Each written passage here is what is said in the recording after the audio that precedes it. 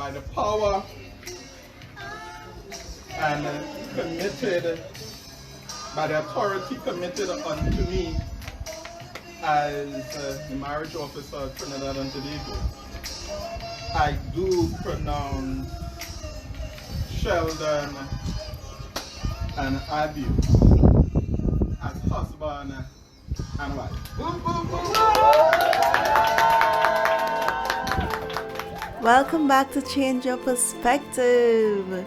This is part 2 of our much anticipated marriage conversation series that we are doing. And spoiler alert, there's actually going to be a part 3, so stay tuned. We really want to share as much as we possibly could for all of you single guys and girls out there, and even anyone who may be married. Not that we are professionals, but we are just really sharing our story and our experiences, what we have learned thus far, and I really hope that you guys are enjoying it thus far. So here it is, the beginning of our 5 tips for single guys and 5 tips for single ladies. Enjoy. So we both waited on what God had for us, I would have to say, on the person that God really wanted us to marry to, in order for us to be together. Pretty much that was it. So we both waited, and so we wanted to share some of our tips and our advice, some people out there. And it would seem crazy because when you're in your 20s, it feels so hard to wait. And so some of y'all are probably looking at us like, y'all are in your 30s, how did y'all do that? But I assure you it was not easy. It was not easy. And so we want to just lay out some of what we did, in hopes that it'll help some of y'all. And it is not our prayer that any of you will have to wait until your 30s, but the truth of the matter is that there are certain things that does or should be done before you do get married. And if you're ready at 18, marry. If God says that you're ready at 18, you can get married. Right? So yes, I guess that's it. Sometimes it seems so unfair that someone at 25, they find the right one and they get married, and then 28, 29, and you're like, so what's wrong with me? I feel as if I have my life together, I have a good job, and this is guy or girl. I have a good job, and you might have a car or whatever. You're serving Christ, you're in ministry, you're doing worship, and you just feel like God is keeping back this person from you, and you feel as if I guess I'm hoping that your mindset is not he's doing it intentionally, but it does sometimes feel that way, as if God is keeping this person from you, and so you're continually praying about it and asking, what? And I don't know if that's what you're asking, but where is my husband is really the question, or where is my wife? But perhaps what we don't ask is why, or what do I have to do? What is it that you want me to do, Lord, in this season? What do you want me to do right now? I don't know. I know. I asked that question. I asked every question that I could think about under the sun. Lord, why was I still single for so long? Where is this woman? To the point where you get to the desperate point where every woman that look at you right, you're like, anyone. There she. I went through that. Desperation. That's what that's called. Christian desperation. I went through that. I asked a lot of questions. I asked if I was doing something wrong. Tried to change the way that I did, the way I acted. I tried to please God extra. You could bless nobody life, You try what you could. But the timing is not yours, so. But you'll only notice that afterwards. Yes. In hindsight. That's because up until I was sure about this marriage, I didn't even know what to tell God about it. I didn't even know what to say to God. I was like, I fed up. I am fed up. Angry. The single life is nice. Single life is nice. But there's a point where single life becomes a nuisance. And I was long past that nuisance point. But God had mercy. Yeah. So we are here to encourage any of you who may be at that point, we haven't gotten there as yet, to just keep holding on. And so we have 5 points. So here we're gonna do it, right? I will share one and you share one, and that's how we can do it. Okay. Right? So my first point is learn how to cook. He's smiling. Yeah, good, Now, it good is tip. not true that the secret, the way to a man's heart is through his stomach and all this kind of thing. People just say. That's not true? But That's not not true? completely true. Okay, say that. It's not Okay. completely true. But it does help learning how to cook before. Now, I would have to say this. I was that independent woman who had a good job and I had a car, and I guess I didn't have to cook. And my mom and my sisters, they could really cook, but all I really was good at was like baking bread and that kind of thing, baking, but not cooking. And so you get into this mindset, and there are many Christian women who have this mindset that they don't have to learn how to cook. I can buy food, we can buy takeout. Why he don't cook, that kind of thing. And what God did to me was that He took me out of my parents' home. And this was not necessarily, I had wanted to move out, yes, but my moving out was actually led by God. And so it was a word that was given to me by my apostle, and he told me, the Lord is calling you out of your home. It's time to move out. And I was like, yes, Lord. And so, I came here, but the one of the biggest things that God did while I was here was teach me how to cook. And some of you are probably wondering, how you mean God taught you how to cook? That is actually the truth. And part of me learning to cook actually brought a lot of healing to areas of my life that I didn't even know needed healing, and just, I guess, in a sense, some sort of deliverance, because over the years, so many people tell you things, and so many people have told me that you can't cook, Abby can't cook, she can't even make macaroni pie herself, I don't know what kind of man she'll get and that kind of thing. And like people say these things, and so I hadn't even realized how much of their words I had believed, and it had internalized. And so the first time, I'll never forget this, first time I cooked curry, my roommate, she had told me what to do. And so I was home by myself, and I just had the instructions, and I was following the instructions. And I remember the first time when I smelled the pot, and it was smelling like curry. It was smelling like Hoseins roti shop, I started to cry. I literally started to cry, because I just couldn't believe that I could do it. And that broke so many chains over me. So ladies, learn how to cook. It is going to help you along the way. And yes, there are some people who learn how to cook after marriage and all this kind of thing. That is all power to them, but it would be good advice to learn how to cook before. Yeah? So learn before. You don't know why or what this God is going to do through that. What's your point? My first point would be, you've been single all your life. So some people. So the first thing you should probably learn how to do is start preparing your mind for marriage. And when I say that, I was single for most of my life, almost all. And you learn certain habits that work for you as a single man. So simple things, the toilet seat thing that you hear about, men leaving the toilet seats up. Simple as that might be, is the simple things that you have to remember. You have to prepare your mind to live with someone. You can't be asking God for a wife and your mind still running like you're single. Start preparing yourself. Start preparing yourself to have somebody in your space, all up in your space. All up in your space. All the time. All the time. start preparing your mind to work at what you've asked God for. Start preparing your mind to pray for someone consistently. Start preparing your mind to pray, because if you know you wasn't praying before when you get into a marriage, you're practicing before you get there, because you don't want to get there.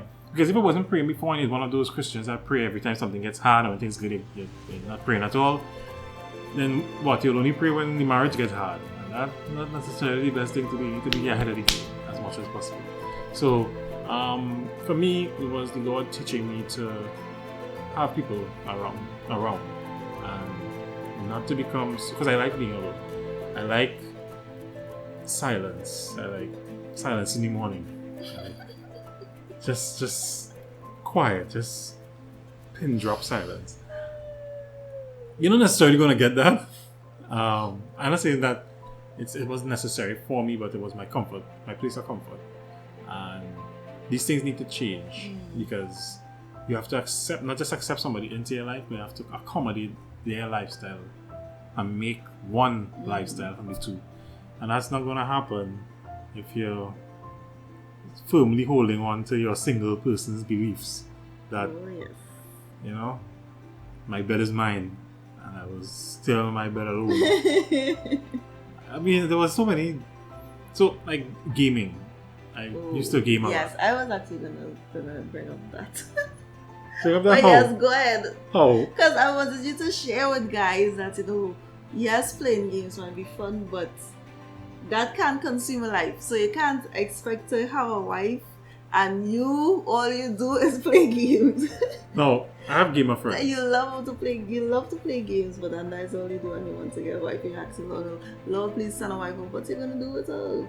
There are a couple of exceptions where the wife might be a gamer too, and in that case, gaming will be like their time to connect somewhat as friends. But it's not just gaming; it's like everything, entertainment on the whole. You need to be able to set priorities and stick to them. So your wife comes first. She comes above Champions League football. She comes above games, and she comes above entertainment as a whole, on a whole. I know some men, when they get home, myself included sometimes, you just want to drop and just relax your mind. You don't really want to hear the questions of life being asked by your significant other. But all of this, priorities. If you have your priorities right and you value your wife, which I do, then while it'll be hard. I'm not saying it'll be easy, but you'll be more motivated to push and fight and have things remain in the order that they should be. Yeah. I like that. So prepare to be the head of the home, because prepare to be that priest. Prepare to be, man of the house. Get yourself ready for it. Mm-hmm. I like that. So yes, prepare your minds, guys. Is a big change for you. Right. Okay, so my second point is take care of yourself. So take care of yourself, and I mean your physical body, not I haven't reached spiritual yet, right? So your physical body meaning take care of your hair, take care of your skin, take care of your teeth, look after your health, take vitamins, and work on fitness. So, more or less overall take care of your body. And I know someone probably thinking, well, they're the total package. It will always have something, right? That you can work on. So do not think that you're perfect. If that is your mindset, then that is what you need to work on. Perfectionism, right? I think that was one of a really important step for me. At some point while I was single, I was still home actually doing this, but I just started to take notice of my skin and my teeth, and so I started to really take care of it. and I wanted my teeth to be white. I have not ever gotten my teeth white by dentist or anything like that. So I just literally take care of my teeth. If you would like to find out what I do, because I get a lot of compliments about my teeth, especially if you want to find out probably what I do with my skin or my teeth and that kind of thing, I can probably put that in another video, right, to help you ladies out, and probably guys too, because they want to find out too.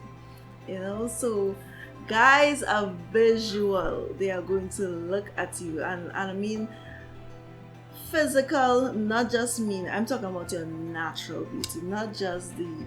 Now learn to put on makeup too. That's a big plus, but it's not just about that. How do you look without the makeup is also very important. Your husband is going to see you without makeup. I mean, you're probably gonna catch him with the makeup, but after marriage, he's going to see everything, you know. So all of the things that you probably look in the mirror and like, he's going to see that, right? So work on becoming a whole person, healthy inside and out. What about you? Okay, recently on social media there's this popular word, entanglement. My second point of advice for men is clear history. Clear history. Clear in your mind, in your heart. Clear your history. Don't go in and take the people guilt trip when your heart leaning towards somebody else all the time and try to go and get married.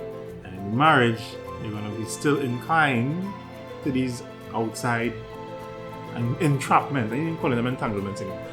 These outside entrapments. Clear your schedule. Clear your past. Let God help you clear your heart and prepare your heart for someone new. Clear the hurts that you had from the past, who tell you you was ugly, who tell you you're too skinny, who tell you you're too tall, who tell you you're too dark. That's all myself. You're gonna. Every negative word spoken against you, you need to not just have it removed, like have the person removed from your life. You need to remove from your mind and your heart, and you need to allow yourself to heal. That healing time, God, that could be any length of time, but you need to be healed and you need to be ready. You don't want to go into a relationship, a marriage, covenant before God, holding on and hurting from these past experiences, expecting to be healed during the marriage. You're going to put more pressure on your wife. Instead, in the time that you have, because it may happen that God might prevent your wife from you in the midst of your pain. I'm not God, I don't know. What I'm saying is, in the time that you have, make the best of the time. Start preparing your heart, start praying, start asking God to forgive whoever it was from whenever, for whatever. Clear your history. I like that one. Yeah. That was a good one. So, I mean, I agree. I agree. I feel as if during our relationship when we were together, a lot of those things came up. Yes. And Lord really dealt with us. And also, like, he was guiding us in helping each other. So, like, he would guide me, like, you know, prayerfully. I would be praying, and he would guide me to pray about certain things, and also to speak words of encouragement to him. And I had to realize that was because of words that other women would have spoken to him before, and so he felt a certain way about himself, and I know how to break that off of him with positive words and encouragement. Oh. Right? And the same thing, he helped me heal a lot from a lot of things that had happened to me in my past, growing up and when I was younger. And I mean, well, I was never that girl that guys liked or chased after, so it was so different being pursued. So he had a lot of hurdles. I am so sorry. I had a lot of fear and a lot of hurts, and so he had a lot to deal with. Yeah, during our courtship. And he was so patient, and really I thank God for the Holy Spirit, because I know the Holy Spirit speaking to him and tell him, wait, hold on, don't give up, keep trying. There were times I wanted to step away. Yeah. Not step away from her so much, but step away from from even the thought of us being together. Like, maybe no, but I think the Lord had me try a lot and He kept encouraging me to continue to conversate, continue to talk, and don't let her words that were clear. That's not exactly what she really means on the inside. It was just her fears realized and manifested. Me trying to protect myself, and that was it. Yeah. I had to do a lot of that, growing up, me protecting myself, and so he got those walls at times, Yeah, but what's funny is that you were talking about she's talking about trying to protect herself, but as a man, when you make an advance towards a woman and she rejects you, most of the time you pull back, but that's just you trying to protect yourself, which I understand. But there's a time to protect yourself, and there's a time to be vulnerable. And I believe the Lord wanted me to be vulnerable, so that He would help me guard my heart, but I also need to allow myself to be hurt, which is what you do when you put yourself in a relationship. You are opening yourself up to the possibility of being hurt again. Because everybody's been hurt, but there's just another possibility of being hurt. But there's a risk and reward. The risk is that you might get hurt. The reward is it outweighs the risk. So that's how most men continue to pursue. You have to see that the reward is far outweighs the risk of her embarrassing you in public, or shutting you down, or shooting you out of the sky, however you want to put that analogy. Yeah. That's true. No, he really went through a lot with me, and it wasn't easy, but strangely enough, one of the things, and he knows this because I told him already, one of the things that I learned through him pursuing in spite of rejections at time was I learned the love of Christ, and I learned forgiveness, and y'all, amazingly, all of these were things that I was not good at, and it was things that God wanted to show me and teach me.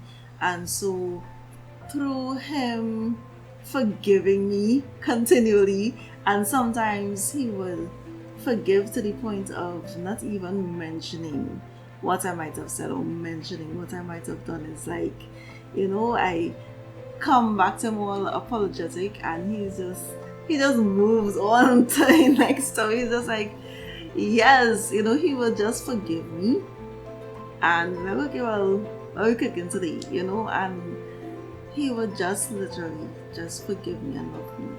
And I would cry so many times. I remember crying because God was teaching me. He was teaching me how Christ loves us, because that is what he does.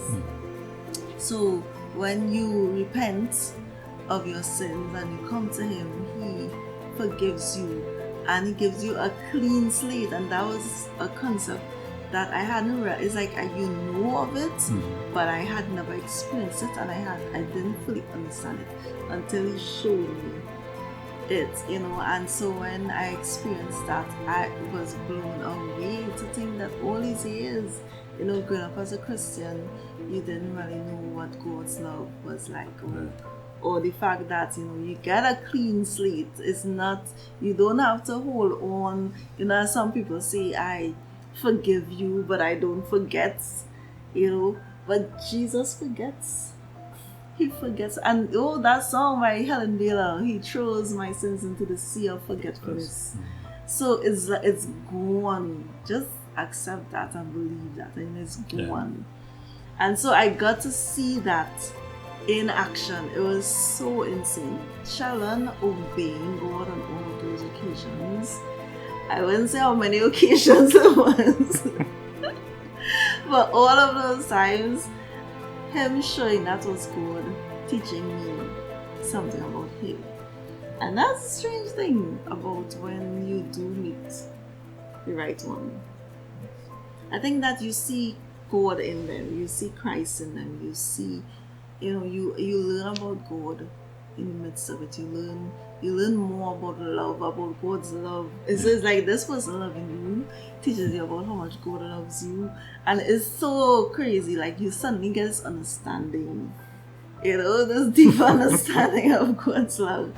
And that really was Okay. what it was like. I think we are gonna have to make this video into 2 videos because Yes, this is it's long. really stretching out pretty long. We've gotten through 2 tips each, right? And we are going up to 5 unless your Spirit gives us more, of course, right? 5 tips for Just 5. single ladies and 5 tips for single guys.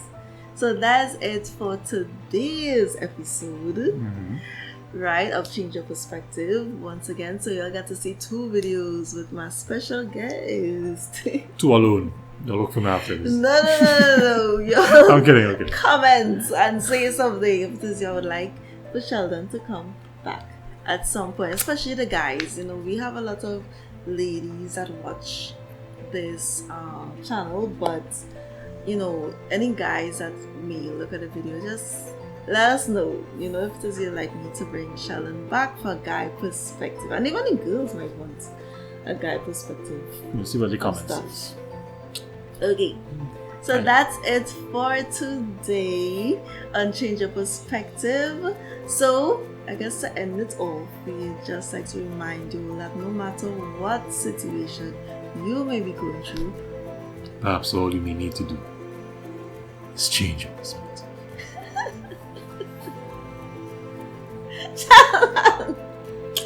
what?